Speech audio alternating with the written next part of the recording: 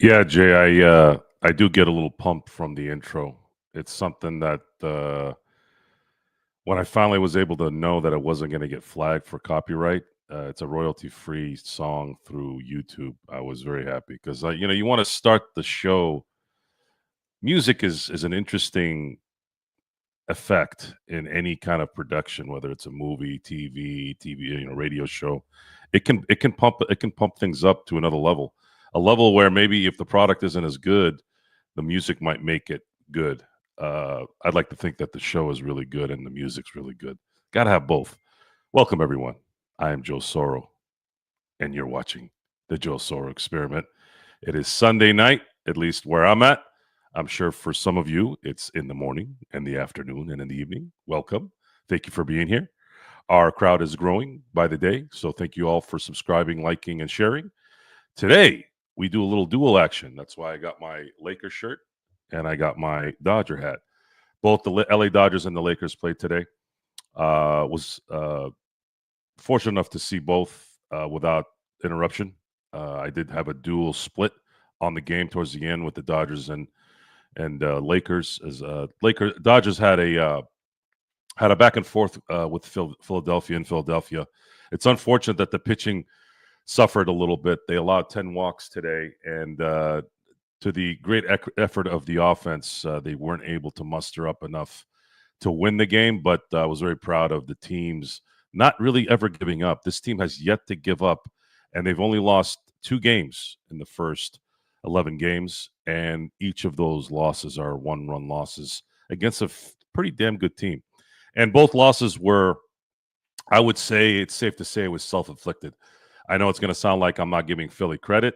I will give them credit, but the Dodgers made some really, really bad mistakes today. I'm talking 10 walks. I can't remember the last time the Dodgers allowed 10 walks in a game. There are pitchers that have gone through an entire season where they don't allow 10 walks, relief pitchers, of course. So, yeah, it was just not one of those days. Tyler Glassford started the contest, and he just could not get his footing, apparently, due to the rain that was coming down a little bit. I thought, from what I saw during the second inning, I thought the rain was looking pretty heavy. I thought maybe they might stop the game, but I guess it subsided, and it was too late anyways. Vesia comes in to relieve him with bases loaded and no outs, and Castellanos ended up taking one. And I'm talking, it was an obvious one out the park for a grand slam. Dodgers did come back, take the one-run lead, and then Blake Triton, I think, had a good opportunity to probably finish that inning without giving up a run. Unfortunately, in the first hit by Bryce Harper, I believe it was, Andy Paez didn't judge the ball coming off his bat and ended up not being able to catch the fly ball. And that kind of started that run where they ended up getting a couple runs in that inning, and they ended up winning the game 8-7. But nonetheless, it's I've never felt this in baseball. I've never been invested this rigorously. And I'm talking, I've seen thousands of baseball games. But what I mean by invested, it's not just me being invested and me watching every pitch, every inning. The noise that's coming around the Dodger fandom. We're talking about people are already taking players to the gallows. This team is 9-2, folks. And you have people that are looking for just sending Pajes and Muncy to the cleaners. And y'all got to just relax, man. You guys got to chill. It's just there's no other way to put this. The Dodgers lost 2 games in this series because of things that they did, and this is going to happen in a 162 game season. You have to understand that this team is going to likely lose 50 plus games. We all want them to win 120, but it's just not likely. They may, there's a chance, but it's just not likely. I still say that this team's peak might be around 110, but comfortably, I think they're going to be between 100 and 105. It just doesn't matter, guys. It just doesn't matter because this team is about winning championships. It can still be an all-time team by just winning the World Series with 104 wins. It really would, especially if they go into the playoffs, sweep the first round, win the NLCS in 5 and then win the World Series in 5. That would be a legendary team. So imagine that 104 wins. They'd end up winning 115 games, counting the wins in the playoffs. That's a hell of a team. That would go in. That would go down in the books. There's no doubt that would go down in the books as one of the best teams of all time. And in the end, that's really all that matters. I mean, if you look at the 98 team, obviously that's recent and we've seen, some of us have seen that. But I always had read before 98 that the 27 Murderers Road Yankees were the best team ever, with Gehrig doing what he did with Babe Ruth. That team won 110.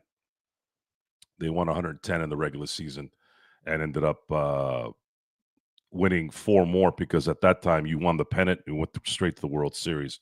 So that team won 114 games. So that's why I kind of picked 115 as that number.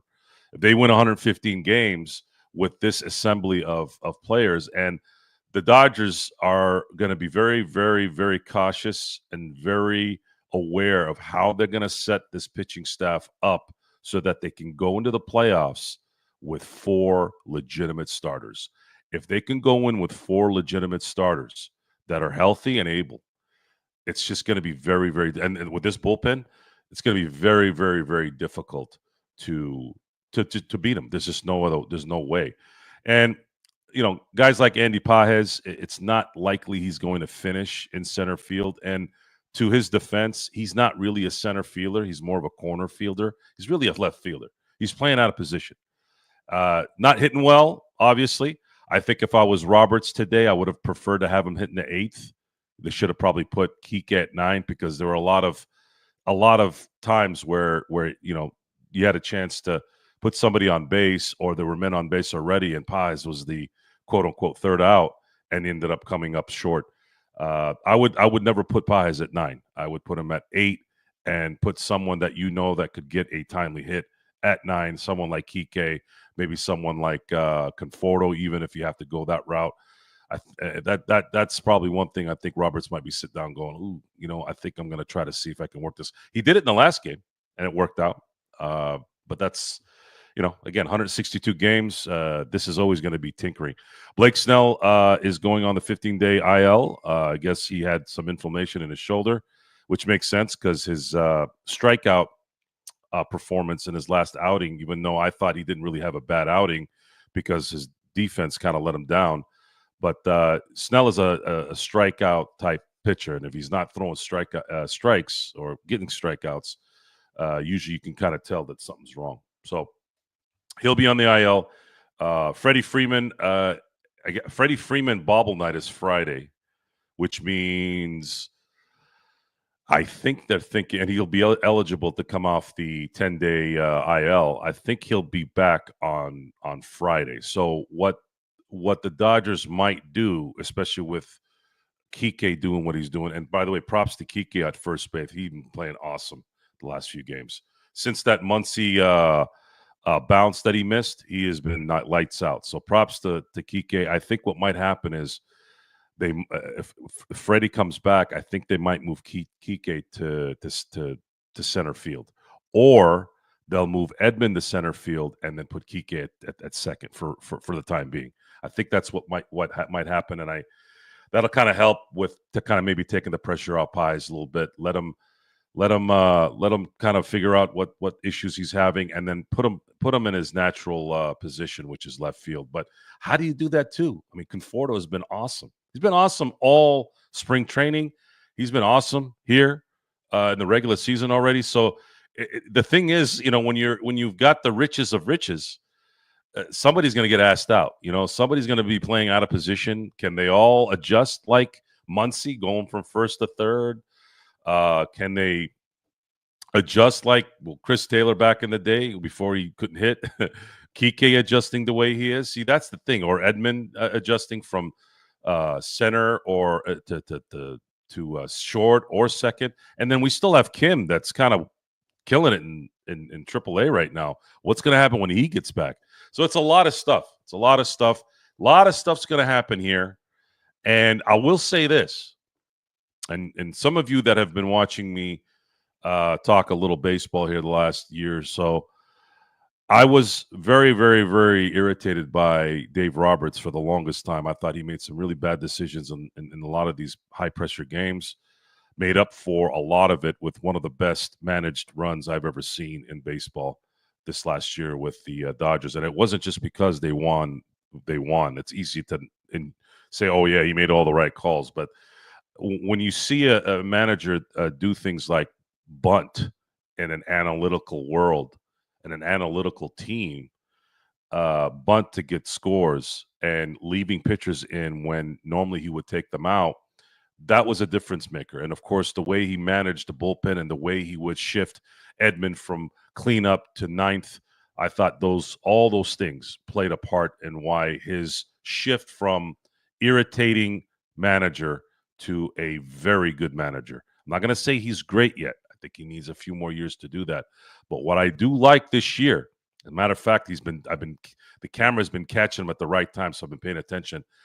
When Glasnow walked that third batter to actually, it wasn't even when he walked them. I think when he kept throwing balls and not getting any strikes, you could just see the disgust in Roberts' face. And I don't remember him doing that kind of stuff before. He's been doing that kind of stuff. Like, he gets irritated now when things like that aren't done. And props to Dave Roberts. He's managing these games, maybe not like a playoff game, but he is demanding excellence. He's demanding things that need to be done correctly. Otherwise, you're going to get pulled. And of course, Glasnow didn't last 2 innings, and that's the thing with Glasnow. He's feast or famine. When he's at famine, this is kind of the result. He can't really get the curveball where he wants it, can't get any control, can't set up his pitches, things like that. And then, of course, when he's on, he's virtually unhittable. But I don't know if there's an injury issue. I don't know if the footing, again, from the rain, was an issue. But all in all, other than Yamamoto, it seems like a lot of the pitchers this year, and even Dustin May, actually, I should say Dustin May wasn't too bad. The guys aren't really going well yet. Blake Snell is a notorious slow starter. Glasnow, we look at Glasnow and say, just make it till the end of the year. However, I will say this: if they decide that they want to go with 4 guys, and let's say everybody stays healthy, I wouldn't be surprised if you have May, Snell, Yamamoto, and maybe even Roki if he gets his feet under him. And then don't forget, you still have Ohtani that could be in the works there, as well as the Catman. And I don't know if Kershaw is ever going to pitch in a playoff.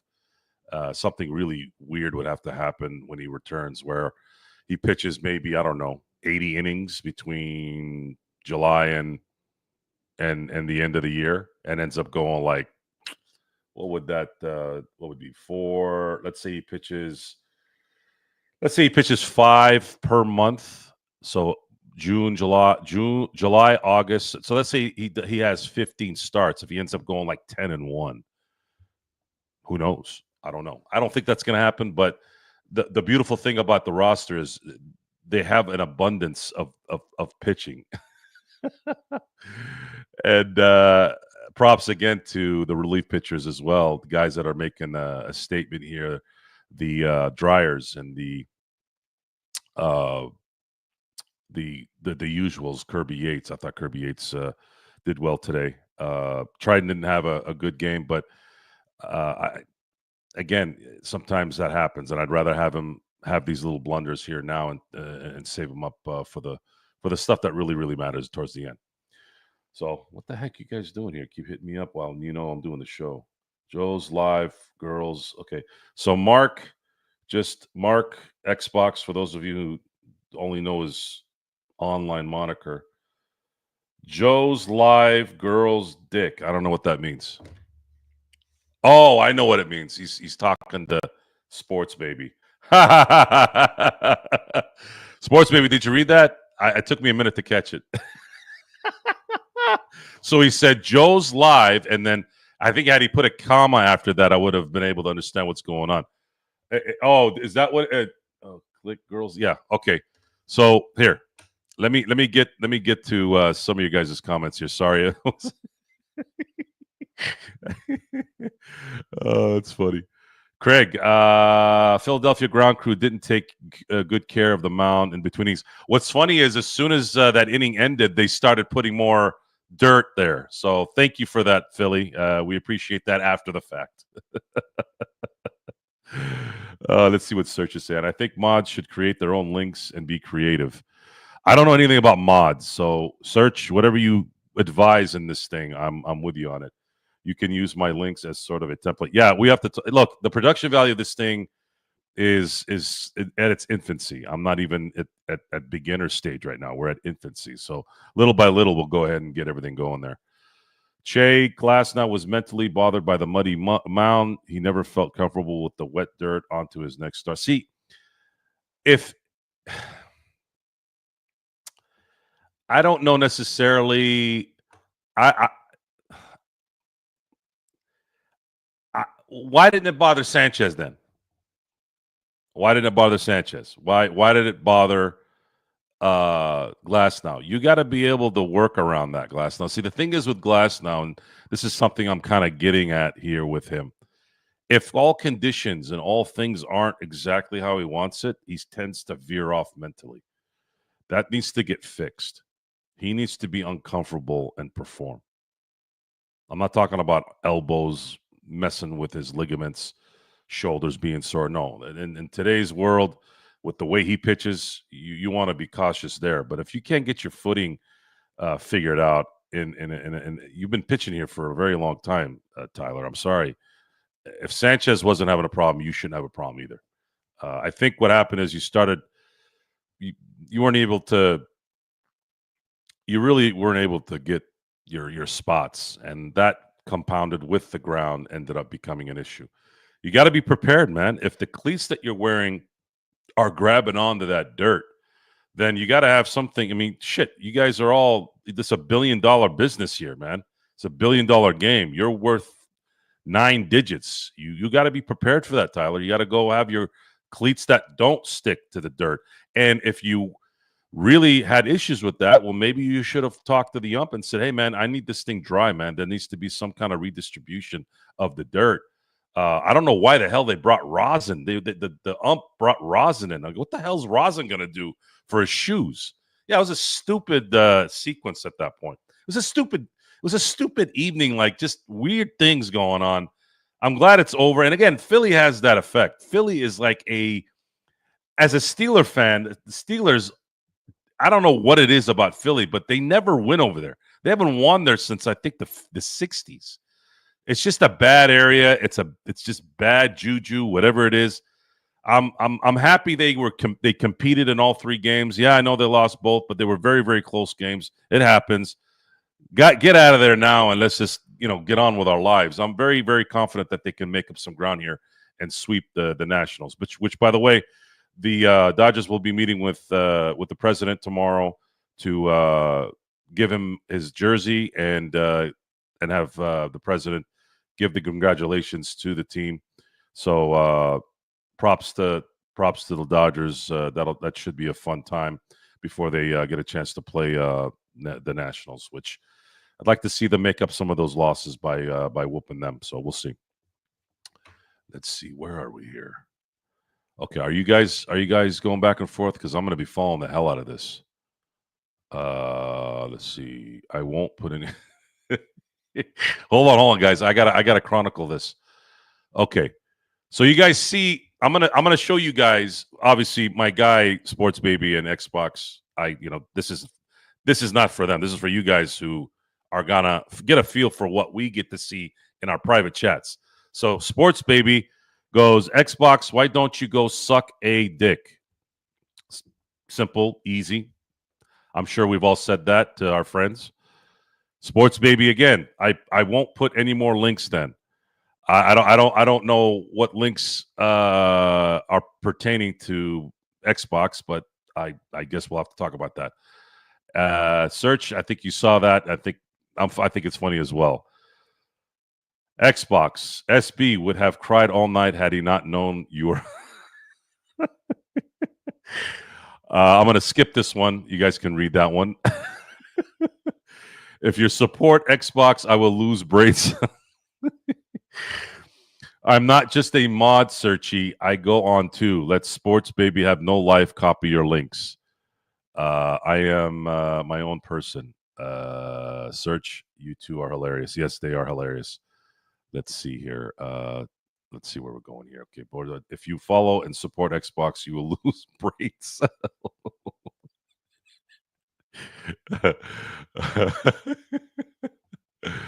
Oh man. Three titles in all sports in the last 42 years. So yeah, yeah, Philly, let's see. Philly has won. Philadelphia has two Super Bowls. Before the Super Bowls, they won the NFL championship in 1960. That was the year Lombardi took the Packers to that championship game, and they lost on the last drive. They I think the last pass was at the 8 or 9 yard line. Chuck Bednarik was the leader of that team. Very, very, very good player. I'm a NFL historian. I used to write papers for the NFL for school and all that, so I'm familiar with a lot of the big shots back in the day. So Chuck Bednarik was uh, was like the Ray Lewis of the Philadelphia Eagles at that time, and at that time, the Packers were in their second season and ended up making the title game. And Lombardi had a speech after they lost that game. He said, we lost today, fellas, but this will be the last time we lose in a championship game."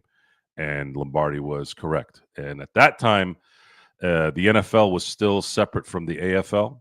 The AFL actually, I think, might have started in 1961, if I remember correctly. So they ended up going back in 61 and 62, winning back-to-back titles, and then they ended up three-peating in NFL championship games. I think it was in 65, 66, 67, and then the odd things about that year is the last two NFL championships were followed with Super Bowl one and Super Bowl two. So the Packers technically, or generally, played won five NFL championships, and then in those last 2 years where they won, they had to play an extra game. At that time, it was AFL versus NFL before it merged. It merged 2 years later. After it was after Super Bowl four. So you can say that Lombardi won seven championships because he won the NFL championship and then he had to win the quote unquote world championship before they merged. So yes, Philly, that was their last championship before the Super Bowls, and then the Sixers won in 67 and won in 83, and then Eagles won two Super Bowls here in the last 8 years, and then the Phillies won in 2008 and won in 1980. I don't know why. I don't know how the hell I remember this shit, but it is what it is. It just that's what you're here for, man. You guys want to hear sports? That's what this is for. Craig, bring cat sand to dry up the mound. What pissed me off was they did it after the inning was over. Dude, we needed it before the inning was over. You could see he was kicking it, right? Right? It is what it is. Home court advantage or home field advantage. It is what it is. No guarantees. We sweep Nats. This is still baseball. Yeah, there's no guarantee. But I mean, if you want to be real, the Dodgers very, very easily could have won both those games. I mean, they were at the brink. If Paez makes that catch on that liner by Harper, I think they get out of that inning without a score, and I think they probably end up winning 7-6. And then the loss to Philly in the first game, where Taylor got caught stealing for the final out. I still watch that replay over and over again. He did not touch him on his elbow and on that angle at the beginning. He actually hit dirt, and you can't see where Taylor's hand is at that point. Who knows what would have happened if he had gotten that base? Maybe they tie it up. Maybe they win in extra innings. I don't know, but whatever. They're 9-2. So if they end up sweeping the Nationals and going 12-2, which is funny, I think I had predicted with some of my friends that they would probably be 12-2 after 14 games. I don't know why that number popped up, but they're in line to do that. Because I thought, but I thought they would win 2 out of 3 in Philly, and then 2 out of 3 against Washington again because of what you just said, because it is baseball. So now, if the Dodgers sweep the Nationals, that kind of makes up for the original plan anyway. So I don't know. Let's try to make things more positive here.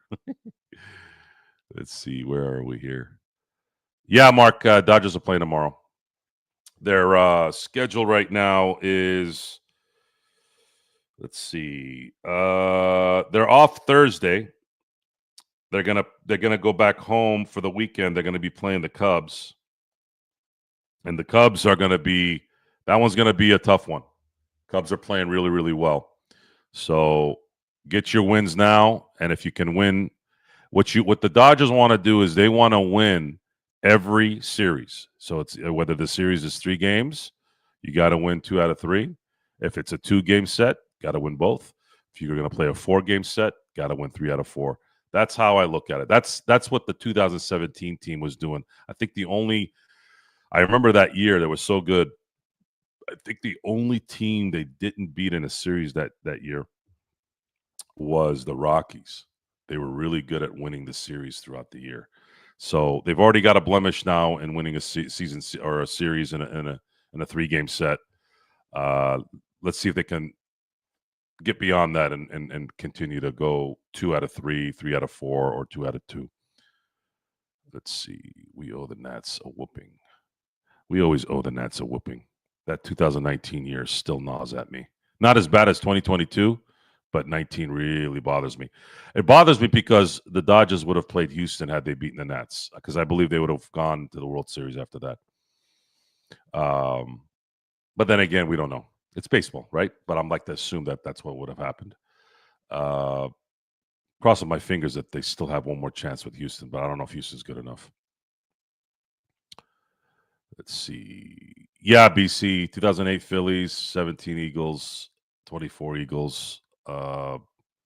Eagles might have another run in them too, especially with Hurts playing the way he's playing. And Saquon is a running back. He's been playing for what will be, I think, his 8th season. This is right around the time where the decline starts. He can still be effective for a couple of years, but this is when the peak goes down. And running backs, usually when they have a year like Saquon, they come back the following year a little bit beat up. But let's say he's not, because he's in phenomenal shape. If he can do what he did last year, to even at 85% of what he did last year, the Eagles could be dangerous out in the NFC again. Yeah, Phillies won in 80 and 2008. That was the team in 80 that Pete Rose was on. Pete Rose was on was with the Reds for their title run in 75 and 76, and then won his third and last title, I believe, with the Phillies in 80. Yeah, I was 2 years old. I was 2 years old in 1980. 2 years old, and that was the year my parents moved from the suburb of Detroit to their first stint, which was, I think they said 7 months, in Fullerton. And in being there before they moved to the Central Valley 7 months later, that's when my dad started following the Dodgers and the Lakers. So my fandom started that year without me knowing. I was 2 years old.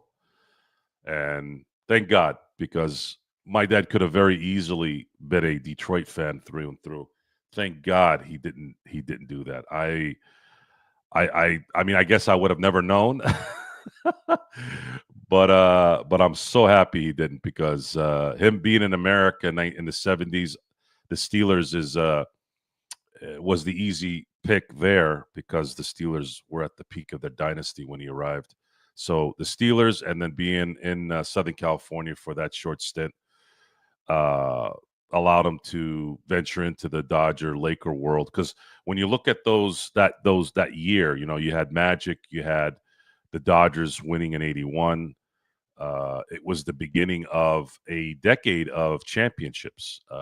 Both teams won 7 championships in that decade. So from 1980 to '89, the Lakers won 5, the Dodgers won 2 championships, and the Dodgers were very competitive too throughout that decade. They lost some heartbreakers to St. Louis. 85 when Jack Clark hit that home run in the NLCS. So they were very competitive, and they won more titles that year than anybody. It was a pretty parody. It's just like now that there was a lot of quote unquote parody at that time. No one repeated in that decade. And then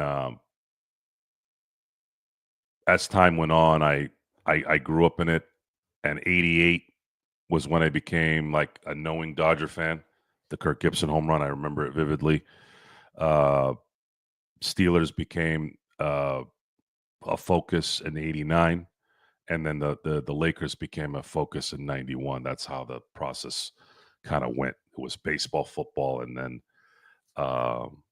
basketball. Now, football is my first love. Football is the game I played my whole adolescence in terms of organized sports.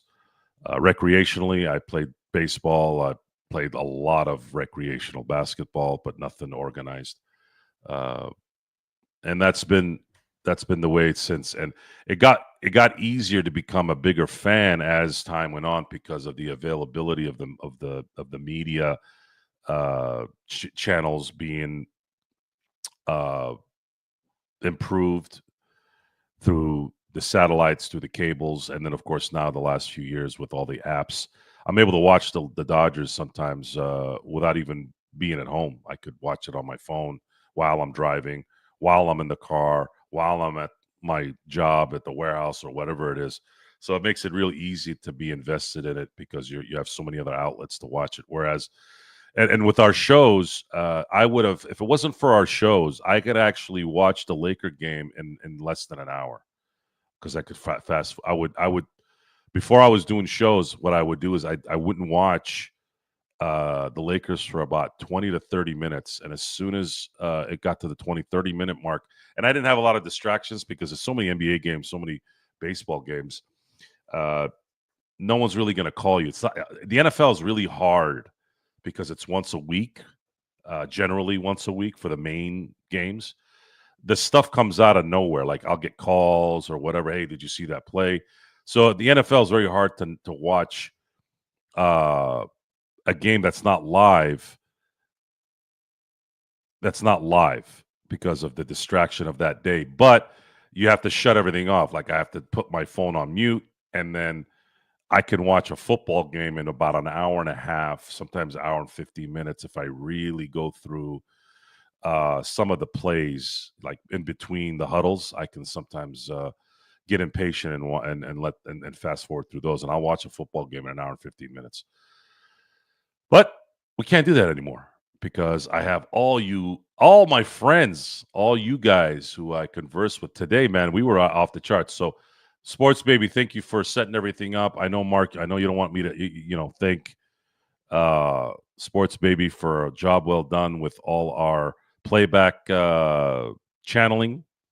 But he did a great job, and I want to thank him for doing that. We had some really good dialogue today with all the sports. We didn't just watch the Dodgers and the Lakers. We actually watched some other games like the Denver game, which Denver lost at home again to the Indiana Pacers, all pretty much at this point getting themselves out of any chance of getting the 3rd seed.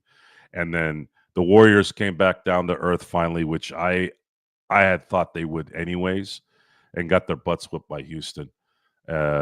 Steph Curry had 3 points tonight.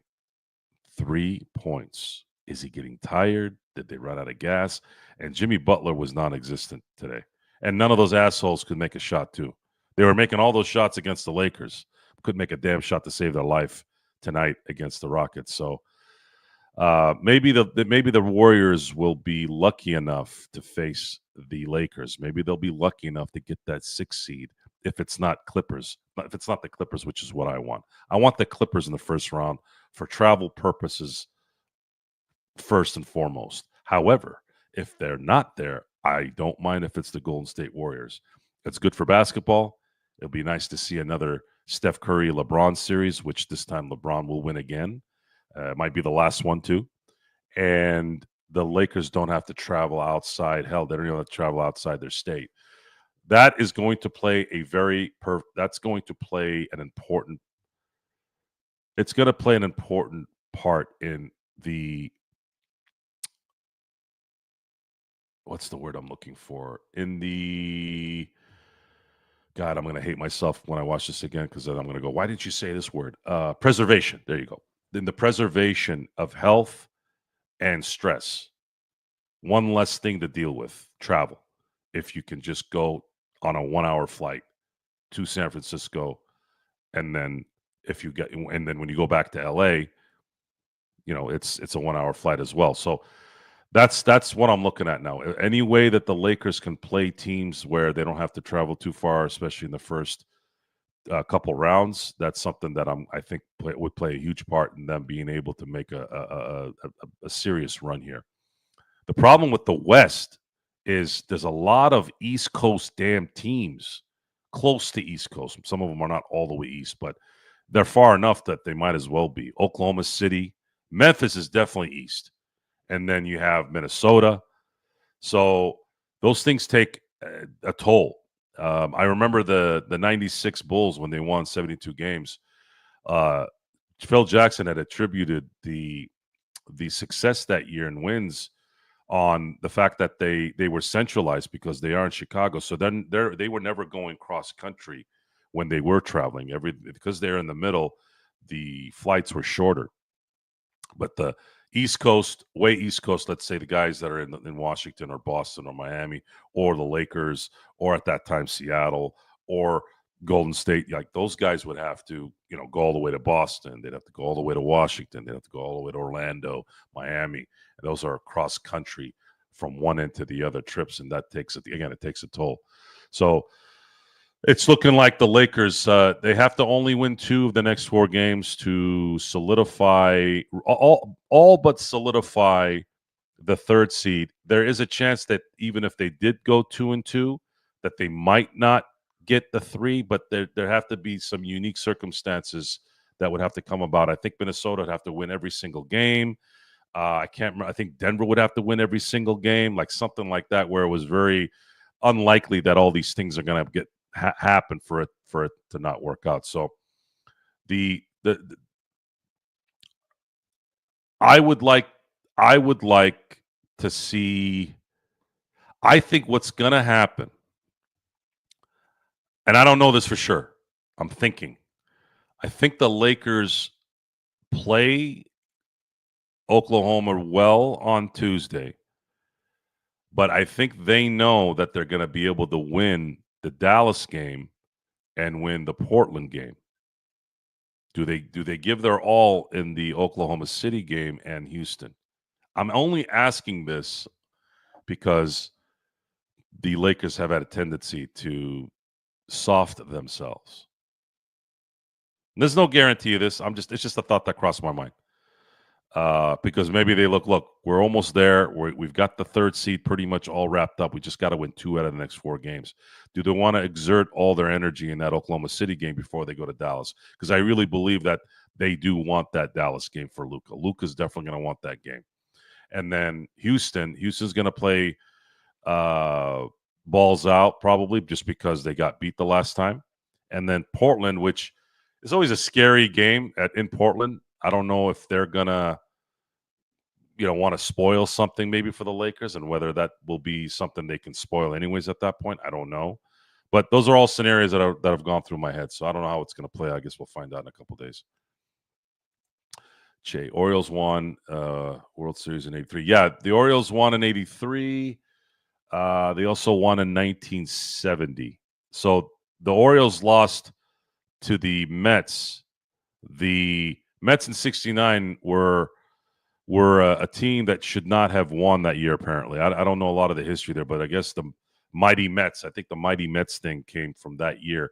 They beat a stout Baltimore team, which was a surprise at that time, and then Baltimore the following year ended up making up for that loss and winning a World Series in 1970. And then in '83, that's Cal Ripken's and I think his pops team. They ended up winning the World Series in '83. Um, Baltimore has got a lot of history, but I don't really I don't know much. I don't know much about I don't know much about that Baltimore team of '83. I feel like I know about the St. Louis team. I remember the Tigers team that won in '84. It's like you don't hear a lot of information about that team in '83. Let's see. BC that was a good decade for Philly, but a better one for LA. No, LA owned the '80s. LA owned the '80s in so many ways: sports, movies, uh, lifestyle. I mean, I'd say if you talk to Jack Nicholson and you talk to Richard Gere, you talk to Arsenio Hall, Diane Cannon, all Eddie Murphy, Michael Jackson, if he was still alive, if you asked those guys what was the best time in LA, I would almost guarantee you they'd probably say the '80s. Some might say the '70s might have been better for them, but in terms of LA, the Playboy Mansion, that whole thing, I would say with the Lakers, with just the culture of how all that kind of came about, I have no doubt that they'd say the '80s were the best. Uh, and I think it was. I really think it was. A lot of winning in the '80s in every way. Let's see, 5 NBA titles, 2 World Series that decade. Yes, BC. Let's see, Che. 2017 Dodgers were the first MLB team to have double-digit winning and losing streak. I actually forgot about the double-digit losing streak. I don't. That might have kept them from winning. I think they won 104 games that year. They went nuts toward the last 2 months. They were winning every single kind of game that in those last 2 months. Does Bellinger still play for Houston? No, Bellinger plays for the Yankees. He never played for Houston, Mark. Glasnow face after Vesia gave up the home run was priceless. Yeah, it, when you bring in a relief pitcher in a moment like that, it's probably one of the more unfair opportunities. Iglesias being brought in for the Braves in the last game that they played in Dodger in LA. Snicker brought in Iglesias behind 2-0 on the count with the batter. That was even worse. It's like, dude, you didn't even give your best reliever a chance on that at bat, and everything went to crap after that for them.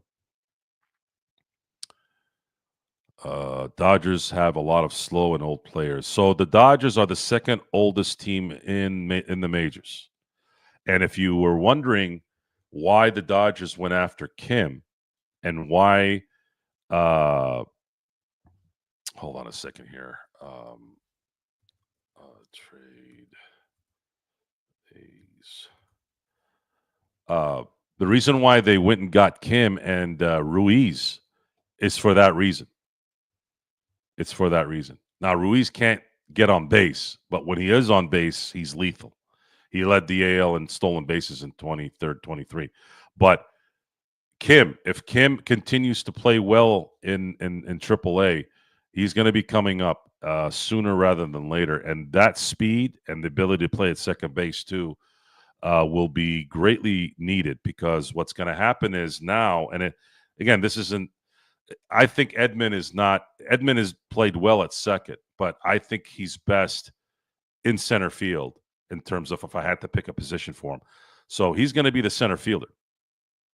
Kim on the double play today that ended up still that was a shy below being out and out. And also the fact that Kike is 5'8" versus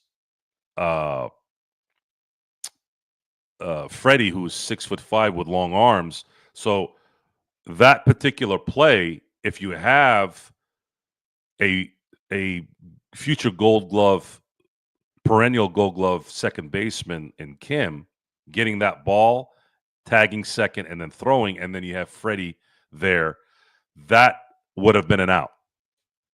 That would have been an out because the ball would have gotten out quicker. Kim has a very good arm.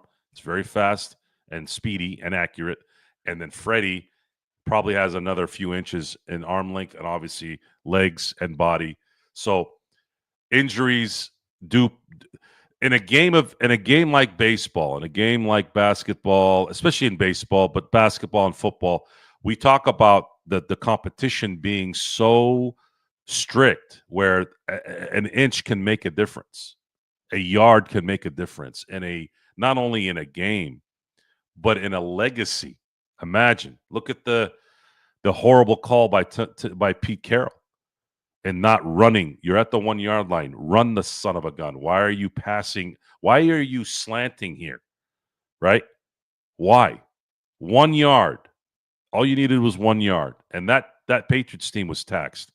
Having Marshawn run for 1 yard would have taxed them out. They would have been done. But anyways, an inch height wise, an inch lengthwise, an inch arm lengthwise, just another half a mile per hour throw makes a difference in that game. And the Dodgers win that game when you have those players there doing what they do best.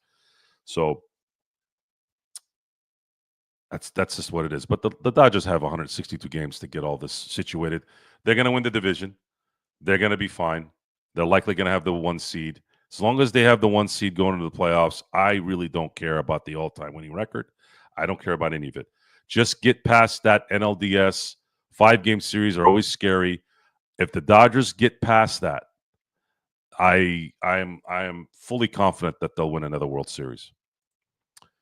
Let's see. I got to get back to you guys here. I know I got to talk about Vladdy here because that contract just came through. Hold on 1 second. Okay. Where are we here? Sports baby. Che. Don't forget Wayne Gretzky was traded to the Kings in 1988.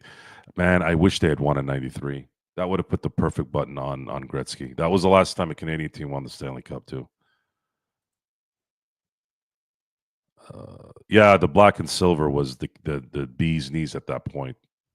So the old Kings, the only team I think legitimate franchise of this big sports. Their original colors, the Kings, they were an expansion team in '67, I think. They used to be purple and gold, but then the Raiders, when they were in their peak, and rappers and all those guys wearing all the Raider gear, they went black and silver, and I have to admit those were probably the best hockey jerseys I've ever seen. Calgary Flames have good ones too. I always like the Calgary Flames ones as well. Let's see, Kurt Affair, welcome, man. I haven't seen you in a while. Xbox, Vladdy is a boss. Won a Gold Glove and had the most home runs before in the home run derby. So the Toronto Blue Jays are that team like the Minnesota Timberwolves or the Oklahoma City Thunder. No one is going to go to those places typically. So they have to either overpay their homegrown players or trade for them. So a 14-year contract is indicative of that. It's basically telling Vladdy, look, we're probably going to have to eat 6 of those years, but we can't afford to lose them because we do want to compete, and we know if we don't overpay, they're never going to be able to compete. And they have a rich owner. They actually have $1 billion owner, and that money, because Canada taxes 10 times worse than America, even as bad as California. The 500 had to be the number as well. He's going to, I think, collect. I don't know how it works. I'd have to talk to Sean Grice about that, but I'm assuming he only keeps like 30% of that. So it's a lot of money you're giving to the government. Don't quote me on that. I don't know for sure. I'm taking a guess. I got an Argov Kings Gretzky upper deck photo that it's worth a lot. Man, I have a lot of that late '80s baseball cards, the Tops and the Donruss. Man, they're worth nothing. I had my buddy who does that for a living. He did an inventory on it. I had nothing. Oh man. Let's see here. Mark, what do you got here? Yeah, he is rich enough to be a boss, that's for sure. I don't know what that is. Sorry. Kind of like Jack Black. I bought it in the early '90s. JY. It's early, but the Dodgers and Phillies are on a collision course for the pennant, barring injuries. Joe. Yeah, yeah, yeah. I'd say don't be surprised if it's Philly and the Dodgers in the NLCS. However, the Cubs look good too. I think the Giants are going to come back down to earth. I think they're playing above their heads. And also, of course, the Padres, I can see being a problem as well. I don't know about the Mets yet. We have to let that kind of play out. But yeah, Philly definitely is likely going to be there. Just a matter of are they going to be able to not throw out a dud.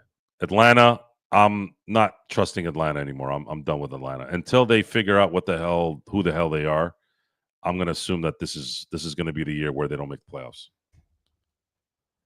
Ovechkin finally broke Gretzky's career goal by he broke it in exactly the same amount of games that Gretzky played. Now Gretzky did 894 in the same amount of games. Ovechkin did it one goal better in the same amount of time.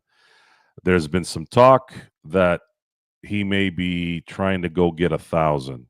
I don't know if that's going to be something that happens, but I hope he does. I think that would likely be. He's like LeBron now of goal scorers in hockey. If he gets to 1,000, I don't think anyone will ever break that. Like there would have to be a special player in the future that plays 25 years who's like a Brett Hull for that to happen. Uh, but yeah, if he gets 1,000, that's like LeBron at this moment at 42,000. I don't think anyone is going to get close to it.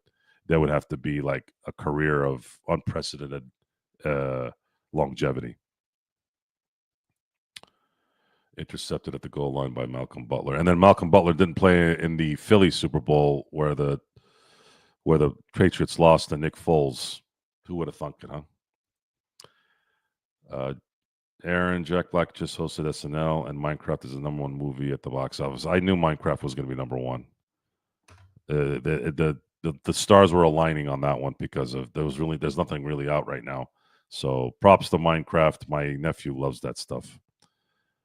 Let's see, Kurt Affair. Che, hats off to Ovechkin. I liked how Gretzky followed him around for the goal. Yeah, Gretzky said that the reason why he did that was Gordie Howe. And I think it might have been Gretzky's pops too. It might have been Gordie Howe and Gretzky. They're like, hey, if somebody's about to break your record, whatever, you got to be the gentleman and support that. That's it. 1487 and 1486. Thanks, Jay. Ovechkin has 1,000 era adjusted goals. BC, I get it. I get it. But I'm not big on adjustments. You know, it is what it is. I don't think Ovechkin is ever going to be better than Gretzky. But he's his own. He's the best of his era. He's #1 of his era. Sidney Crosby's #2. That's how I'm looking at this. That's how I look at it. Let's see, where else are we here? BC. They better hope they don't have to play Philly. That's the only way they don't repeat. BC. I don't think I had made some points on the roster that probably kept them from winning today's game, and there was some mistakes made defensively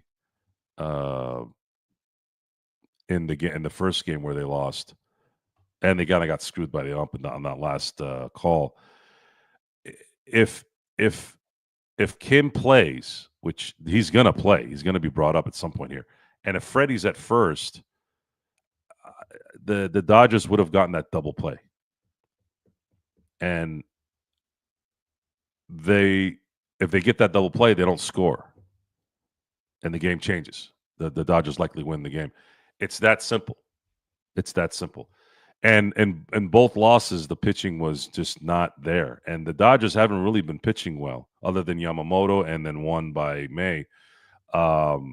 So when this team starts to click from a starting pitching standpoint, where the pitchers are finally kind of, at least three of them are ready to go by the end of the year, it's going to be very difficult in my book to compete with that, because their bullpen is going to be badass the entire time. They've added to the bullpen guys that were on the brink that showed well in spring training, guys like Dreyer, uh, and even Garcia to some degree. He's, in my view, is pitching better than I thought he would. You're gonna have to deal with. You better hope that the Dodgers don't score 5-6 runs, which they're doing that, guys. They lost today because of really bad pitching and bad defense. And if the Dodgers are going to score and they keep scoring, keep coming back the way they are, you're not going to beat them in a 7-game series. You're just not. You're just not. So I have no fear after the NLDS, no matter who they play, whether it's San Diego, whether it's Philly, whether it's the Mets, whether it's Chicago. That 5-game series is the only series that's kind of scary. Hopefully they play someone mundane, like maybe the Brewers make a run and they're the last team to get in and they're the lowest seed. I don't know, whatever. And they end up playing somebody like that, whooping them in 3 games. And then at that point, I'm not going to have a worry in the world. I'll get nervous when they start losing a game here and there, whatever, maybe a 6-game series. But I'm going to feel very comfortable that they would be able to win out the next 2 7-game series in the NLDS and the World Series. At least that's how I look at it. I bought a Roger Clemens. Man, you guys are, I don't know. I collected baseball cards when I was a kid, and that was it. It was like a small stint. It's kind of like me skateboarding. There was just one year where I skateboarded, and that was it. So kind of same thing with baseball cards. I think I collected for a couple of years, and that was it growing up. Let me catch up. Ralph, are you back from Atlanta? My gosh, I was about to get into it at the Wendy's drive-thru. What the hell are you doing eating Wendy's, dude? By the way, me and Joe are we're going to be ready this weekend. I'll talk to you about it after the show. This is another Joe I'm talking about, guys. BC, what do you think Judge getting 321 home runs in 1,000 games like Babe Ruth? They always put those statistics like that. I think there was a statistic where Ohtani and Babe Ruth had like the same wins in X amount of years as pitchers. So I don't know if it means anything. I don't know. Judge has been playing 9 years now. Judge, if he continues this pace for another 9 years, he'll be sitting at the mid 600 home runs, right? Okay. I don't think he's going to get to 714. He'd have to keep hitting 50 home runs in the next, let's say, 3 to 4 years. I think that there might be a chance there. I don't know. I have to monitor that. He's a big boy, so his body's going to break down much quicker. None of the workers give an F about anything. Well, that's not just a Wendy's thing. First of all, fast food joints other than In-N-Out are all like that. In-N-Out's the only place I've ever gone to where I've never had bad service once, and I've eaten there at least 300 times in my life. Let's see.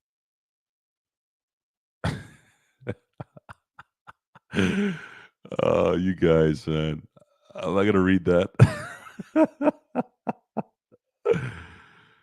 Atlanta's a weird place. I'm sorry if any of you guys are listening or are from Atlanta. I have friends that lived in Savannah and worked in Atlanta. Atlanta is a weird place. I was in Chattanooga, Tennessee via Atlanta. I'd been in Atlanta before. I didn't see the weirdness there because I didn't go out much when I did a stint there for some work that I did. But everybody that's in Atlanta tells me that there's some really weird stuff over there. Yeah, yeah, Georgia's nice. Got a nice little south type thing, but how do you avoid Atlanta? That's where you fly into, right? Um, my aunt lives in Bama. Not anymore. She's in AZ. There's a rumor. Let's see here. There's a rumor that Aaron Judge was one of Will Chamberlain's kids. It's kind of like that rumor with Anthony Edwards is Jordan's long lost son, or Jimmy Butler's his long lost son. They put that half and half cover. Yeah, no, thank you. I don't know. I don't know. Joe, make Kurt a mod, please. Let's see here. Let me get on. Let me get on my YouTube real quick. But let's see. Where is he? Kurt. Kurt.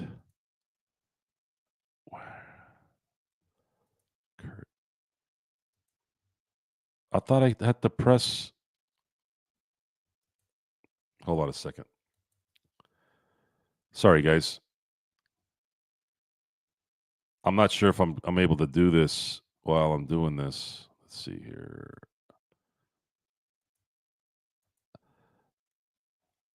Hey, I thought when I pressed the three dots that it would allow me to do the mod thing. Oh, I'm sorry. I'm doing it the wrong window. Sorry. Yes. I got it. See, guys, I'm still learning this stuff. Oh, wait, this is not doing it either. What the hell? Search. I'll have to go go over this with you. I'll get you there, Kurt. Don't worry. I'll get you there. I'm going to the three dots, and I remember the last time I did it, I added the mod, and then I can't see it now. Karl Malone is LeBron's dad. I don't think you want to say that, Ralph. Karl Malone has a very suspect fatherly history. Read up on it. It's no bueno. Apparently, Will Chamberlain was visiting Sacramento the same time around. They always say that, don't they? Oh, this one time he passed by New Jersey, and yes, he fathered one of the soprano kids. I didn't know this at the time, obviously, because it was the '90s. I was still growing up and maturing, but Will Chamberlain was full of BS.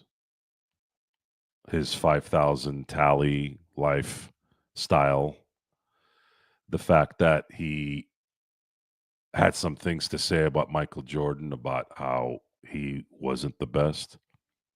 The results say different. Will Chamberlain was as dominant as they got. All the props in the world. I know that there were only 8 teams at the time. Still did what he did in his time. But for me, you can't sit there and criticize someone of Michael Jordan's stature and skill set, and you have your skill set that was dominant, and you only win 2 championships in 14 seasons. And not only did you only win 2, you lost 4 of them. You lost the 64, you lost the 68, 69. I'm sorry, 69, not 68. You lost the 64, 69, 70, and 73. Should have won in 70. Should have won in 69. And I believe they should have won in 73. He should be sitting at the very least 5-1. But and that matters. If Wilt goes 5-1, then all-time center is 100% versus 50-50. You have an argument that he's the best ever at the center position. I'm picking Kareem because he had everything. He had the longevity, he had the titles, he had the numbers, all kind of encompassing all the things that you would want for the greatest of any kind of position. Now, if Wilt had won 5 out of the 6, then I think he would have had a 100% argument in that he was the greatest center of all time. Greatest player, I'm sorry, I don't see how anybody could be better than Michael Jordan. Michael Jordan was didn't have a single weakness in the game of basketball, not a single weakness. I'll stand by. I'll stand on that until I'm in the grave. And the only other player that I saw that didn't have weaknesses was Kobe Bryant. Kobe Bryant didn't have a weakness either.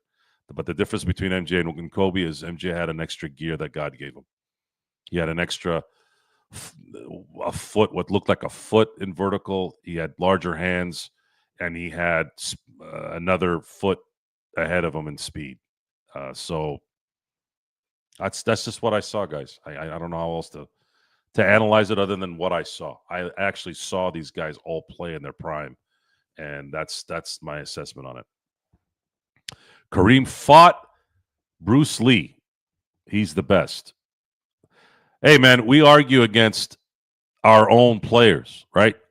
I think when you sit back and you're like, no, Kareem is better. Nuh-uh, Wilt is better. Nuh-uh, Kobe's better. Nuh-uh, Magic is better. Nuh-uh, LeBron is better. Why are Laker fans arguing this, right? Like, who gives a crap? They're all Lakers. We win either way. Oh, man. I have to hand it to that actor in Once Upon a Time in Hollywood. He did sound like Bruce. And for the martial arts fan crazy people that love Bruce Lee, I know his daughter was upset at the depiction of Bruce in that movie. And a lot of loyalists were upset. But I actually heard that Bruce Lee was not this Zen. By the way, I'm making that word up. I'm just using a word there. He never said Zen. But I've heard that Bruce Lee had a tendency to be that kind of guy, arrogant, kind of pushy. Maybe it was because of dealing with all the hatred and the bigotry of the times and trying to prove himself. So I kind of understand if he did have a tendency to go that way sometimes. But I did hear that he did have that kind of attitude sometimes, and but he's kind of protected. He was very protected, even in the circumstances of how he passed away, where he was at the time. You have to kind of dig deep a little bit, and you find out where he was, and you're like, ooh, that's not a good look. But yeah, died young. A lot of times, Marilyn Monroe and the James Deans and the Bruce Lees, a lot of people respected them so much for what they did in their fields that sometimes they kind of get protected and just think about the good things that they did. And again, he didn't do anything like kill people or anything like that. So it's just, we're all human beings, guys. We all do things that probably aren't good, at least not respectful. And when you're famous, it gets magnified. Joe is a turf assassin. I never thought of myself as a turf assassin. I don't even know how to respond to that. Let's see what Sports Baby has to say about it. Fuck all the way to Arizona. Juan, I don't know what that means. If I fucked all the way to Arizona, it would take me about 4 hours. I'd have to discuss that off air because then now we're going into a whole different category of discussion. Bloodhound, he had the turf shipped to Arizona. I've done that before. I've done work in Arizona before where I had to ship the material there. Did that in Central Valley too. Hour and a half south of the Bay area. Let's see here. Oh, so you guys are talking about, so my family's talking about us. Okay. BC, Sinblades in California. So Sinblades, I'm licensed to work in all of California. There is reciprocity of the license in California and other states, but I haven't had a chance to look at it. I know Arizona, I have to get my own license. So when I have performed work in Arizona, I did it away from a license. They're not as strict in Arizona as they are in California, but even in California, you got plenty of people out there that aren't licensed. Just don't get caught. Let's see. Joe is an ox. I don't have dad strength, unlike him. Uh, yeah, I've had issues with my shoulder that were probably exasperated due to the fact that I've worked out, I played football, and this was kind of my stinger side of things. I always got stingers on this side. Uh, for those of you who work out and are young and kind of coming up, don't bench press. I mean, if you're gonna bench press, you gotta be very careful with your form, and even that is rough on your shoulders. So just be careful because I think that attributed to all those times I worked out my whole life. It damaged my shoulder, and you'll listen to Mr. Olympia Jay Cutler talk about it in a lot of his documentaries. He's like, I stopped doing bench like halfway through his training life because he didn't want to mess up his shoulders for the future.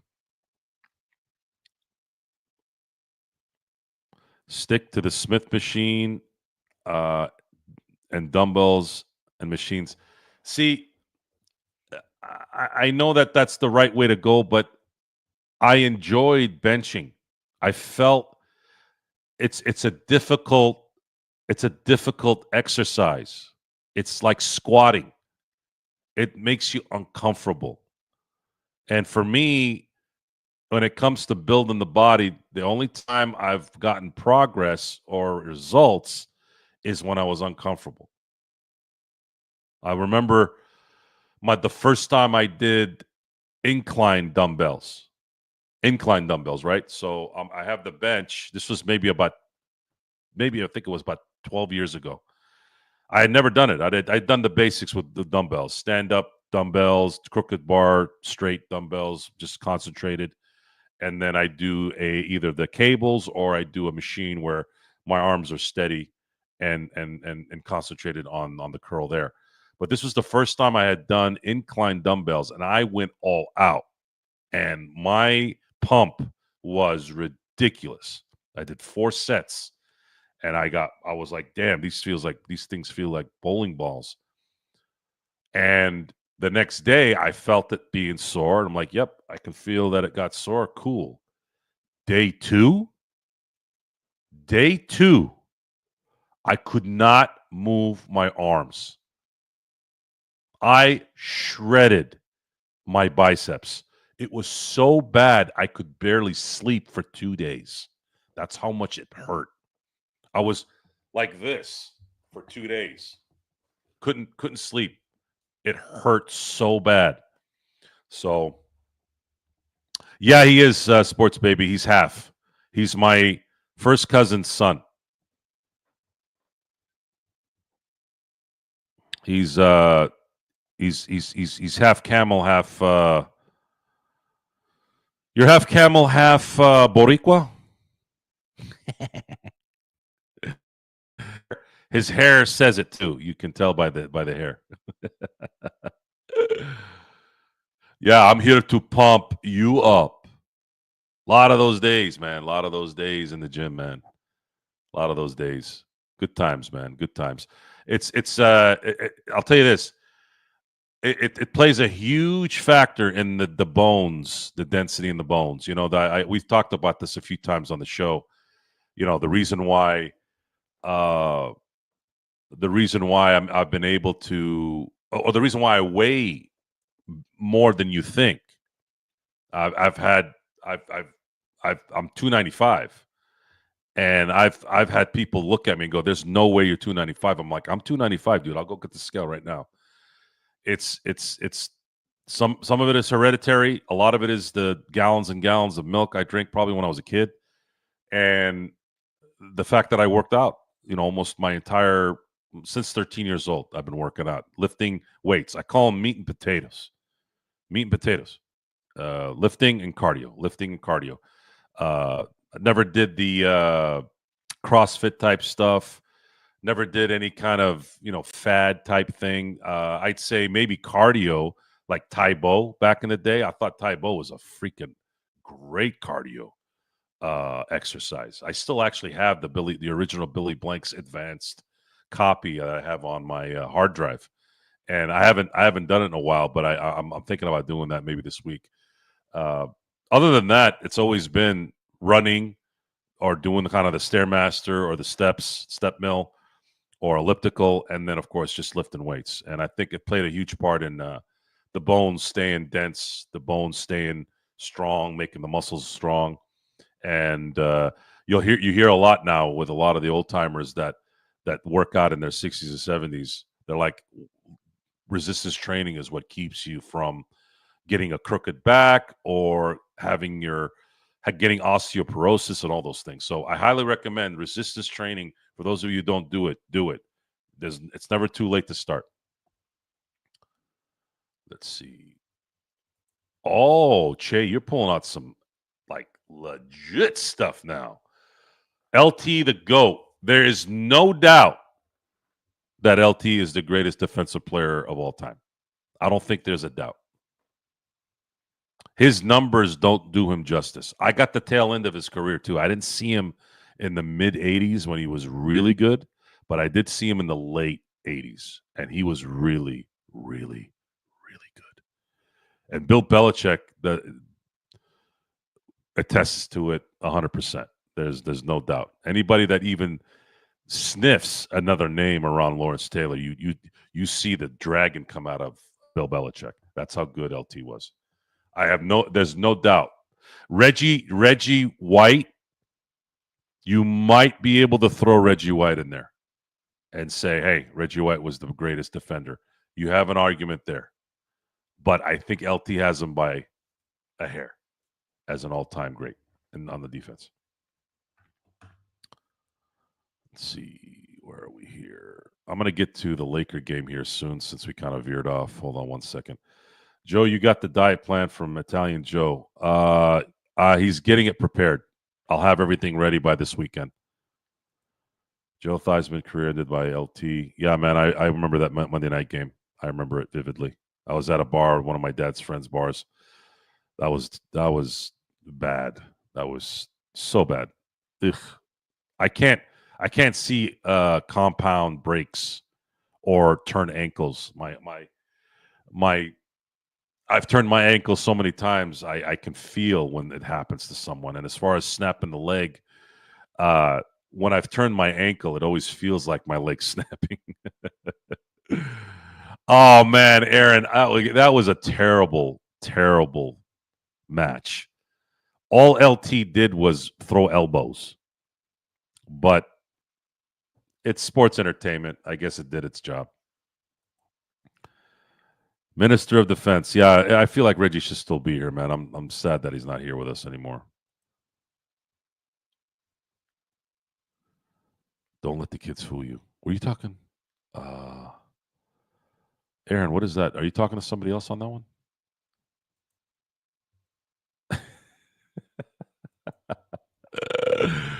Arnold Schwarzenegger. Yeah.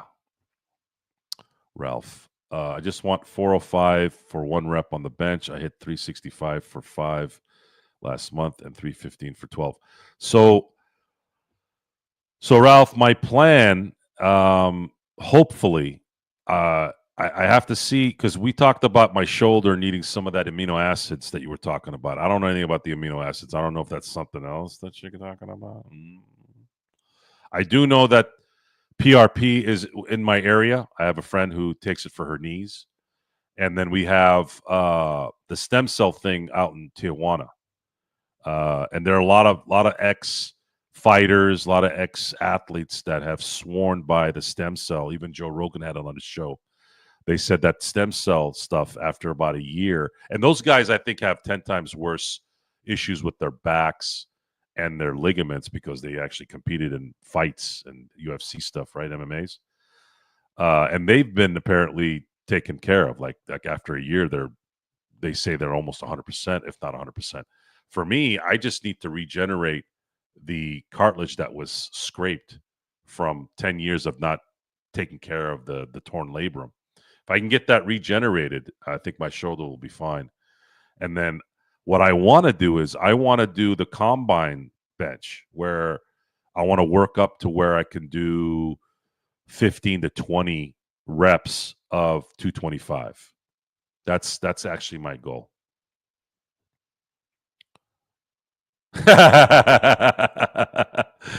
Oh my god. Read the reviews on that, Kurt. Go online and read the reviews. They're funny. Frank Thomas should be ashamed of himself, by the way. That is the biggest placebo BS on the market when it comes to that garbage. He should be ashamed of himself, but he's not. He's making money off of it. Joe, what was your favorite LA sports title? For the longest time, it was the 2001 for me. Now, not sure if the 2024 surpassed it. Feel like they need more titles first. Wow, that's a great question. As of right now, the best LA championship is probably the 2010 win against the Celtics. That one put a stamp in Kobe's career. It put a stamp in terms of revenge from the previous loss to the Celtics. It was the third championship against the Celtics in the history of their rivalry.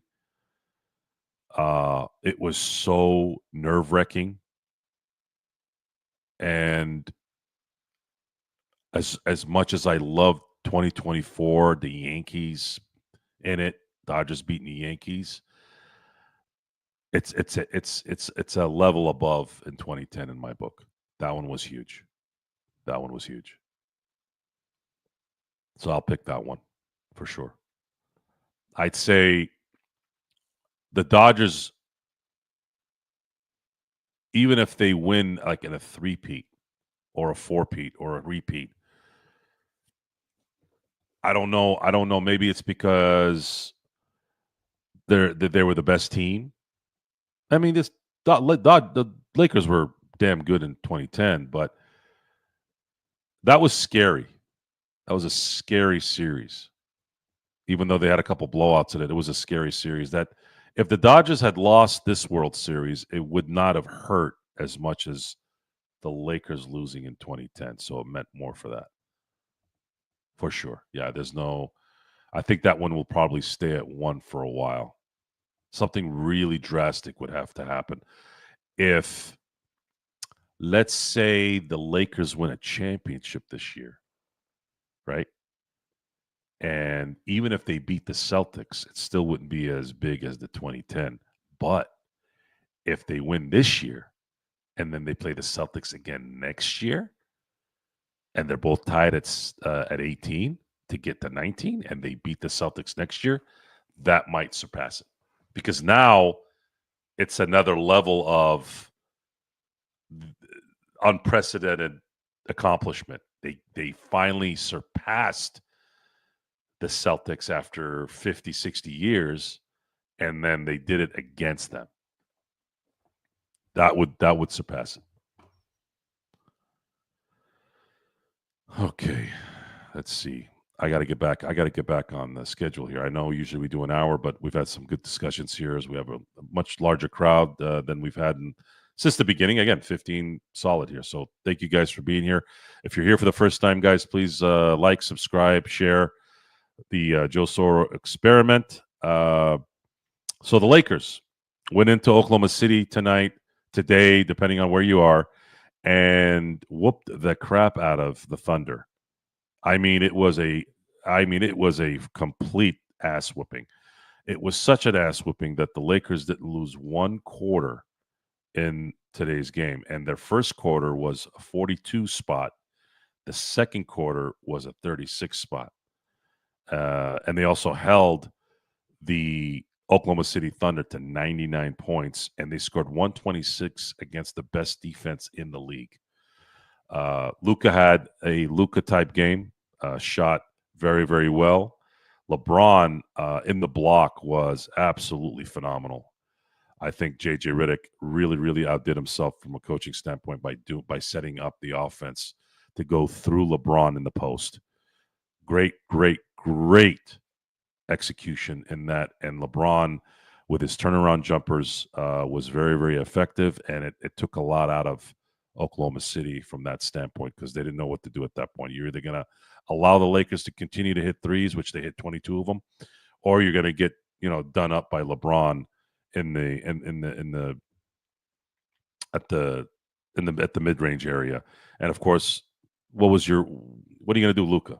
He's either going to step back, shoot a three in your face, or dictate wherever you're going to go, left or right, and have you go, have you on skates, and then he's either going to find the open man or he's going to get to the basket and get a foul and all that. And again, props to Austin Reeves. So Austin Reeves continues to probably be the best bargain in the NBA right now with his output and his impact, and only getting paid $14 million a year. Definitely in the top five. Definitely top five, because there's some rookies out there that are getting paid, not fair market value yet. They have to, once their deals are up and they're able to extend, they'll get it. But yeah, I'd say Austin Reeves is definitely in the top five, possibly top three in terms of a lot of bang for that buck. So props to the Lakers today. They played a style of basketball that made us think that, man, if this is what they can do in a 7-game series, they could be scary. And they could be very scary. But I can't fully go in, not until this regular season's over. I think the playoffs play a little bit more consistent game. I think they'll be consistent there. So at least I think they will, because you can't relinquish games in the playoffs. That's something they made a habit of here this year. But they're looking like they're going to get that third seed, and the way it's going to draw up looks like could be at the advantage of the Lakers, and they'll have the opportunity if they do get past the first round and meet the Houston or whoever Houston loses to. I think they're going to be favorable matchups that aren't going to be as taxing until they get to what I think will still be Oklahoma City in the Western Conference Finals. And then will they face the Celtics? Will they face the Knicks? Will they face Cleveland? I don't know. I think it'll still be the Celtics in the finals, with Cleveland possibly having a chance there because they do have a very, very good team, and their matchup with the Celtics could be good in a 7-game series. But I don't know. That's something we're going to have to wait and see. But great game tonight. Not a lot of because it was so good. A lot of times these games are so easy for the Lakers. There's really not much to talk about because they dominated. But it was impressive that, 22 threes. They just were hitting every open shot, it seemed. And you're not going to get this kind of response, right? They hit 22, I think, of 40. I think they were 55%. 22-40 is 55%. Yeah. So they hit 55% from three. They hit almost the same percentage from the field. If you're hitting 55 from the field, 55 from three, and you're shooting 40 of them, yeah, you're probably going to do pretty well. They were as in tune as you could be as a basketball team. This was not a team that was holding back either. Oklahoma City did not come into this game with guys down. They didn't come into this game with anything other than, hey, we're going to win this game. They were playing, but they couldn't be effective all game. So again, props to the Lakers. Love to see them win Tuesday and then beat Dallas. And then at that point, they probably have the third seed in hand, and they can probably, if they really want to rest at that point, they can probably rest the last two games playing Houston and Portland and Portland. So again, what a night. What a day. Great day. Even though the Dodgers lost, it was a very entertaining game. Props to Teo, hit a couple homers today, and props to the Dodgers for continuing to never die. Continue to just grind and grind and grind. I'm very, very proud of this team, and I will continue to be proud of them. I think they're going to do very, very well here in the next 5.5 months, and I am going to enjoy this. Usually, I'm I'm like, well, I'm hoping we can get through this quick so we can get in the playoffs. I'm actually going to enjoy this run because I do believe, regardless if they break the wins record or not, I do believe that this team does have a chance to be one of the greatest, if not the greatest, baseball teams that's ever existed. Even if they don't get the wins record, I still think that if they win it, it will be one of the greatest teams, if not the greatest team in baseball history. And if they win it, regardless if they're the best of all time in a singular year, it will be a back to back world championship. And that you all know is rare. So rare that the Dodgers have never, ever done it. They've been in existence since 1883, and they've never gone back to back. They've won 2 out of 3, they've won 2 out of 4, never back to back. And I think they're really, really due. They are due for a back to back. And if they go back to back, I actually think they should get 3 in a row as well. Will they get 4 in a row? Probably not. But I think there's a really good chance if they go back to back that they can win 3 in a row. And we're going to be here for it. This is the Ohtani era. This is the Ohtani dynasty. This is the Mookie Betts Ohtani dynasty because those guys are going to be here for a while. I don't know if Freddie's going to be here the entire 9 years, but according to Mookie and Ohtani's contracts, they're going to be here for the majority of this Ohtani era. And we're all going to be here, God willing. We're still here for us, health wise. We're going to be here and we're going to enjoy it. So I'm going to shut down here for the night. I want to thank everyone for being here. Oh, wait, hold on. Bloodhound has a question here before I head out. Joe, do you think Ohtani will go down as the greatest Dodger? Yes. Yes. Right now, the greatest Dodger is probably Sandy Koufax. Duke Snyder has an argument. Clayton Kershaw has an argument. But I would pick Sandy Koufax as the greatest Dodger. And if Ohtani plays 9 more years and those 9 years are all effective years, really good years, or I should say he's at a level here for the next 5 years where I can feel comfortable in saying he's going to be elite prime of prime square. And then if he's lower prime, kind of like LeBron the last 4 or 5 years, there's no doubt he'll be the greatest Dodger. There's no doubt. He'll be breaking records that no one will be able to break. It's very likely that he'll probably have 6 or 7 MVPs. If he wins a Cy Young before he hangs up his pitching, he will. It will be a stamp as a guarantee that he's the greatest baseball player that's ever lived. He could still be the greatest baseball player that ever lived, but if he wins a Cy Young on top of the MVPs, on top of being a world champion, likely a multiple-time world champion, there's no doubt he'd be the greatest baseball player that ever lived. So, Kurt, thanks, brother. I really appreciate it. I had a great time tonight talking to you guys. You had good dialogue. Cuz, thank you for showing up and throwing some funny stuff here. We'll be back on Tuesday to discuss the Nationals game. I'm sorry. We'll be back tomorrow. I keep thinking today's Monday. I'm a day ahead. I thought Saturday was Sunday, and I thought today was Monday. I'll be back tomorrow to celebrate the visit to the White House for the championship jersey giveaway to the president. And then we'll talk a little bit of national baseball. Hopefully it's with a win. And then, of course, we'll talk more on Tuesday and Wednesday for the Laker games as well. If you have any questions, folks, any messages you want to send my way, you can hit me up on Instagram at the Joe Soro Experiment. Just go on there, guys. Put in Joe Soro Experiment, and you guys can go ahead and follow me. I'll follow you. I'm not using the Sin Blades as my shows anymore. That's going to stay just for business. You can go on there with my business too. I don't mind that. And then, of course, you got Joe Soro on X. You have at Joe Soro Ox there. You can find me there if you want to message me there. I'm still Johnny Blade on Facebook, but I will be switching that out to Joe Soro, the Joe Soro Experiment as well. So you can find me there as well. And with that, Have a good morning. Have a good afternoon. Have a good evening, wherever you are. And until next time, I will see you next time.